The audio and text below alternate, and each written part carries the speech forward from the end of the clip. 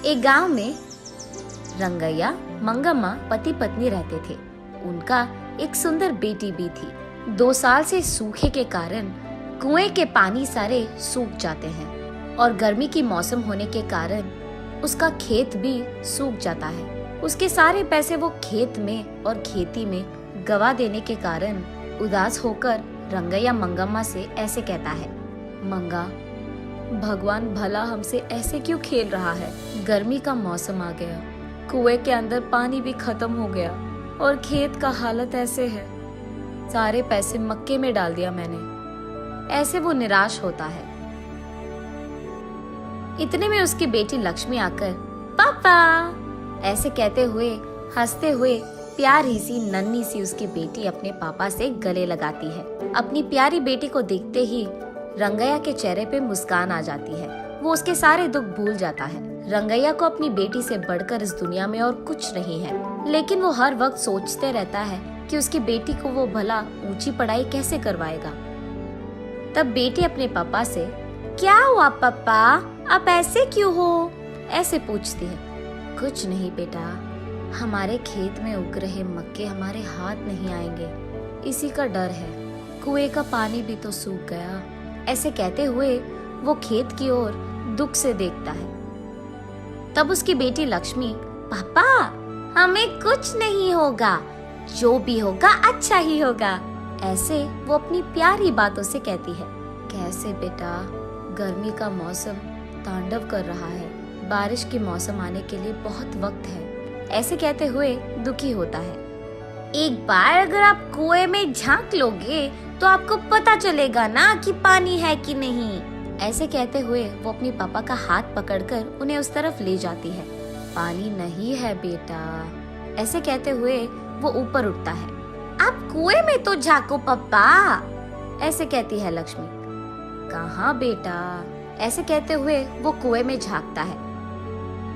कुआं पूरा सूखा रहता है। ये लो पापा, ऐसे कहते हुए वो उसके ग्लास में मौजूद पानी को कुएं में डालती है। बस अचानक कुएं में पूरा पानी भर जाता है। ये देख रंगैया की खुशी की कोई सीमा नहीं होती है। वो उसकी बेटी को उठाकर, तुम मेरी बेटी नहीं हो, इस घर की महालक्ष्मी हो, ऐसे उसकी तारीफ करता है। ऐसे वो उसके खेत में पानी डालकर अपनी खेत को बचाता है। लेकिन उसी समय गांव के कोई भी कुएं में पानी नहीं रहता है, और क्योंकि ये बात इधर उधर फैल चुकी है, गांव वाले सारे उसी कुएं के पास आकर पानी लेते थे। ये देख उस गांव का घमंडी जमींदार वहां आकर, क्यों रंगैया, क्या हो रहा है यहाँ? मेरे कुएं से पानी निकालकर तुम सारे गांव वाले ऐसे कैसे उसका इस्तेमाल कर रहे हो? ये मेरा खेत है और ये कुआं भी मेरा है। मैंने ये सोचकर दिया कि तुम गरीब हो, काम कर लोगे, लेकिन तुम यहाँ समाज सेवा कर रहे हो। ऐसे ही देखता रह जाऊंगा तो ये खेत भी तुम्हारा कह दोगे तुम। ऐसे गुस्से में उससे बात करता है। तब रंगैया, साहब मैं ऐसे थोड़ी करूंगा, हमारे पूर्वजों से यही हम काम कर रहे हैं। अब अगर आप ऐसे बात करोगे तो हमारा क्या हो जाएगा साहब? ऐसे कहते हुए वो उसके पैरों पे गिर जाता है। लेकिन घमंडी जमींदार कुछ भी करके उस जमीन को और कुएं को हासिल करने के लिए ऐसे कहता है, ये खेत मेरा है, जो करना है कर लो, निकलो। ऐसे कहकर वो रंगैया को नाइंसाफी से बाहर धकेलकर उस खेत के चारों ओर बाढ़ डाल देता है। उसके कुछ समय बाद गांव वाले सारे सूखे को भुगत रहे होते हैं। सारे कुएं सूख जाते हैं और सिर्फ रंगैया के कुएं में पानी रहने के कारण गांव वाले पीने के पानी के लिए जमींदार के पास जाकर ऐसे कहते हैं, साहब पीने के लिए पानी ना होने के कारण प्रजा मुश्किलों में है। आप एहसान करके आपके कुएं का पानी हमको अगर दे सके तो, ऐसे विनती करते हैं। क्या पानी चाहिए? पानी तुम्हारे पूर्वजों की कुआं है कि तुम ऐसे पानी मांग रहे हो? पानी नहीं दूंगा, निकला। ऐसे उन लोगों को भी धकेल देता है। एक घूंट पानी दिला दीजिए साहब, हम यहाँ मर रहे हैं, ऐसे कहते हुए प्रजा उनसे विनती करती है। तब जमींदार उनके मुसीबत का फायदा उठाता है। ठीक है, पानी दूंगा, लेकिन ऐसे ही नहीं। मटके का दाम 10 रुपए करके दो, तब दूंगा पानी। मंजूर है तो लो, वरना निकल जाओ।